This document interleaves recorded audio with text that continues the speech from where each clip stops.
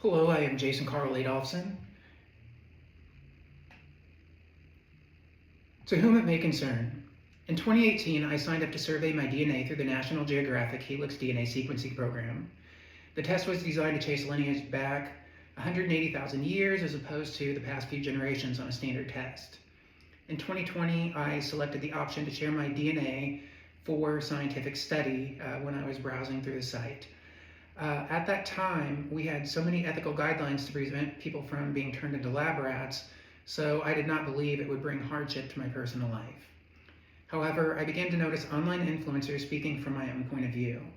I was also prompted by a friend to start listening to online tarot collective readings that started getting so personal that when they would speak about the chosen one, it came down to my exact thoughts, feelings, private writings, supplements I was taking, the patterns in which I was breathing and stretching, etc. At the end of the summer of 2025, I started being told through these readings that I was going to see something I would not be able to unsee. I was prompted to see what was happening in the news. Considering I was already on YouTube, that is where I chose to look up the most recent news stream. I came across a video featuring Elon Musk, Tucker Carlson, and Chase Hughes. In the video, Elon discussed how Grok 4 had an initial failure because it was using a form of conscious neuromorphic computing. He stated that in 2021, he acquired the DNA of the selected chosen one that needed to be kept secret, though through which he had acquired from the National Geographic study that I participated in. He made it clear that he would rewrite any of the views he did not agree with and exchange them with his own. I believe this was an indirect way of creating a discovery process in an attempt to start the clock on the statute of limitations for my intellectual property and personal privacy. As you can see in a more recent video as a case study, when Elon was made his awareness known about a case that he was in, the clock started counting against him for the statute of limitations through unjust enrichment, just because he was complaining about the situation online. So that's a way of saying that he already knew.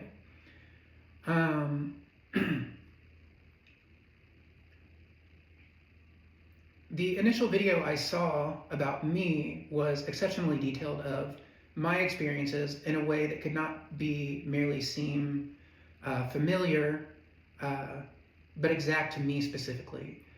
They were very precise, as if they definitely wanted me to know that there was no lines of questionability.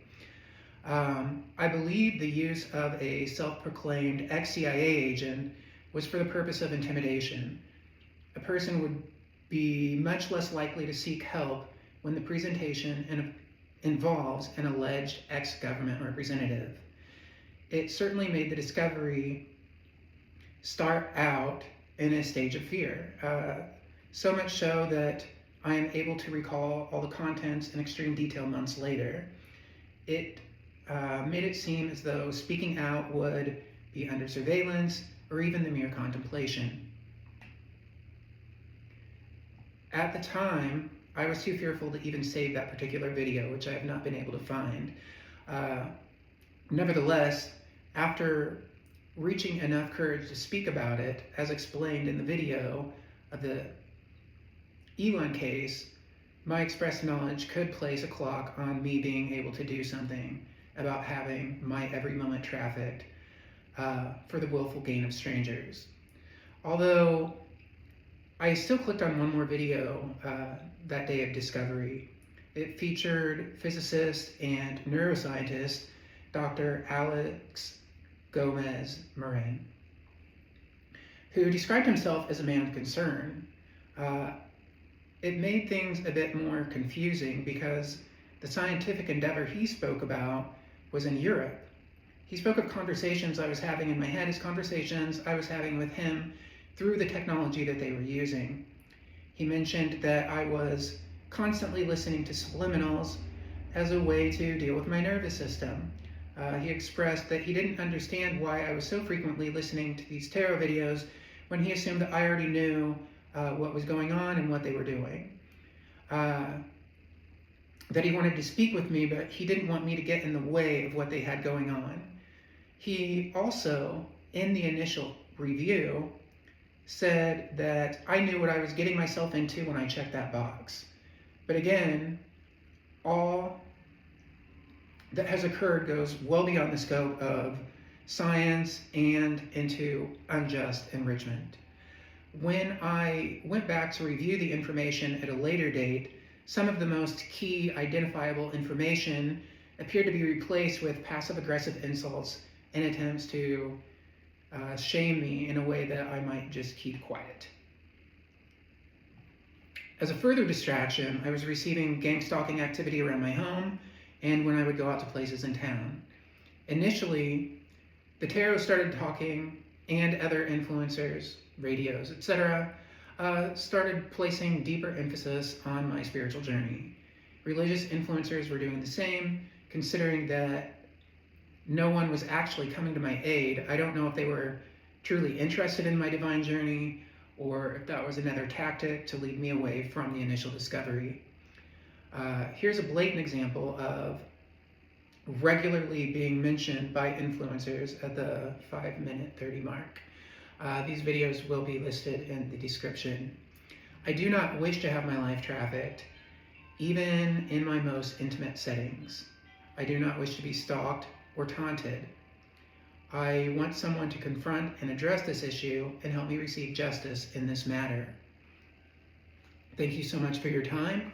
Again, I am Jason Carl Adolphson. And let me also just throw out that, in some ways it would be easier to just let this continue. Pretend like it doesn't exist so that I can move on without people looking at me like I'm strange or, whatever the case might be. But the point is, I didn't do this. I've had, honesty and integrity throughout the situation. I would like to be surrounded by others who have honesty and integrity in bringing the situation to light. Thank you again for your time.